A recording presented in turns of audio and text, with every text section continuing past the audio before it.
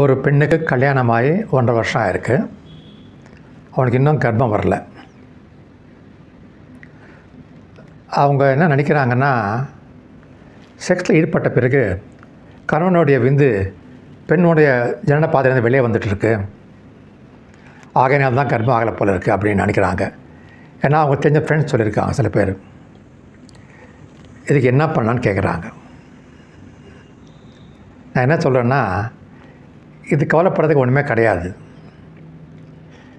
Sex முடித்து கணவன் வந்து தன்னுடைய விந்து கழித்து பெண் ஜனன வாதில் விட்ட பிறகு கொஞ்சம் வெளியே போகிறது தான் செய்யும் எல்லாருக்கும்.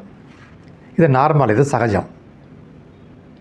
ஏன்னா ஆண் உறுப்போட இன் அவுட் மூமெண்ட் இருக்கு இல்லையா, அப்போ என்ன ஆகும், அந்த ஆண் உறுப்பை வெளியே எடுக்கிறப்போ அதோட கொஞ்சம் விந்து வெளியே வந்துடும். இது எல்லாருக்கும் சகஜம்தான்.